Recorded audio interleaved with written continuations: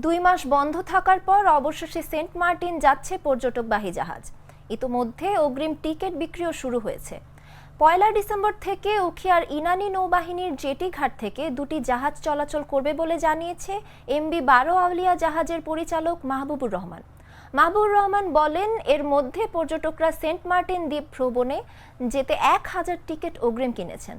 পর্যটকরা যাতে নিরাপদে সেন্ট মার্টিনে পৌঁছতে পারেন সে বিষয়ে প্রস্তুতি সম্পন্ন করা হয়েছে।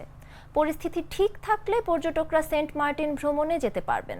সেন্ট মার্টিন রয়্যাল বিচের পরিচালক জায়েদ হোসেন বলেন, পর্যটন মৌসুমের 2 মাস পেরিয়ে গেছে। সেন্ট মার্টিনে পর্যটক না আসাতে দ্বীপবাসীর সংসার চলছে না। হোটেল, রেস্তোরাঁ বা অন্যান্য দোকানপাটে টাকা খরচ করে সাজিয়েছি। পর্যটক না আসার কারণে আমরা ক্ষতিগ্রস্ত হচ্ছি।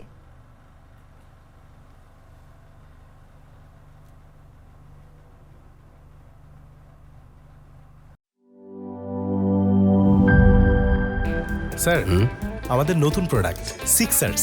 দেখতে তো ভালো, খেতেও ভালো। তুমি একটু বেশিই বলো। জানি স্যার, বিশ্বাস করবেন না, তাই সুপার স্লো মোশন ক্যামেরা নিয়ে এসেছি। দেখেন স্যার, চকলেট, পিনাট, ক্যারামেল ও নোগাটের দারুণ কম্বিনেশন এলো সিক্সার্স চকলেট কোটেড বার।